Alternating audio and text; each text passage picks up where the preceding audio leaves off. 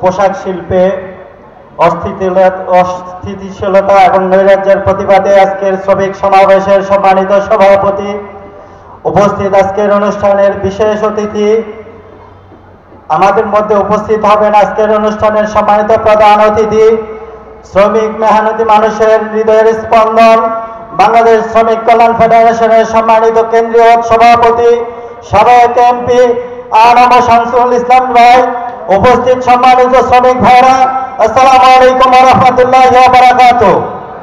প্রিয় উপস্থিতি, আমরা ইতিমধ্যে দেখতে পেয়েছি 5 তারিখের পূর্বে এদেশে যে প্রেতাত্মা বসে ছিল আমাদের এই ঘরের উপরে, তাদের এই মহিন্দনে আজকে গার্মেন্ট শিল্পের উপর অস্থিতিশীল কার্যক্রম পরিচালিত হচ্ছে।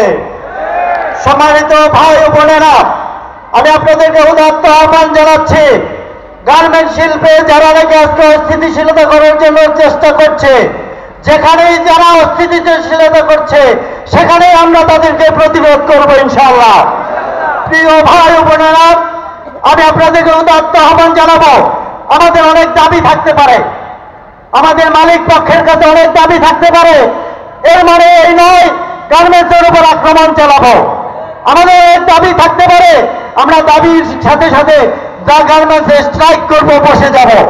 আমরা দাবি থাকতে পারবে, আমার গার্মেন্টসে শুধু আমি আমার দাবি আদায় করার জন্য চেষ্টা করব, আমি অন্য গার্মেন্টসে গিয়ে আক্রমণ করতে যাব না। এরকম যদি কেউ যেতে চায় আমরা তাদেরকে প্রতিহত করবো ইনশাআল্লাহ। প্রিয় ভাই ও বোনেরা, আমি আমার কথা খুব দীর্ঘায়িত করতে চাচ্ছি না, আমি আপনাদেরকে উদাত্ত আহ্বান জানাচ্ছি, এই গার্মেন্ট শিল্প হচ্ছে আমাদের দেশের রেমিটেন্সের জন্য, বিশেষ করে ডলার আমদানির জন্য একটি অন্যতম হাতিয়ার। আজকে যদি গার্মেন্ট শিল্প বন্ধ হয়ে যায়, ক্ষতি আমাদের সকলের। আমরা যারা গার্মেন্টসে চাকরি করি, আমরা যারা গার্মেন্টসের সাথে সম্পৃক্ত, এই অঞ্চলের সকল মানুষের ক্ষতি।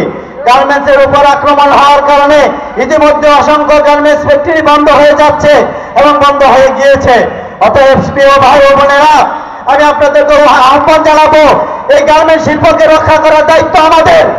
যে যেখানে অস্থিতিশীলতা সৃষ্টি করার জন্য চেষ্টা করুক, আমরা তাদেরকে প্রতিহত করবো ইনশাআল্লাহ। প্রিয় ভাই ও বোনেরা, আমি আমার কথা এখানে শেষ করতে ইচ্ছি। এই কথা বলে আসুন, এদেশের যে সমস্ত গার্মেন্ট শিল্পগুলো রয়েছে, এই গার্মেন্ট শিল্পের প্রত্যেক নাগরিকের নিরাপত্তার দায়িত্ব আমাদের। আমরা যারা বাংলাদেশ জামায়াত ইসলামী আছি, আমরা আপনাদের সাথে থাকবো ইনশাআল্লাহ। এবং এই অঞ্চলের প্রত্যেকটা গার্মেন্টসে আমরা পাহারা দিব, কেউ যেন অস্থিতিশীল পরিবেশ তৈরি করতে না পারে।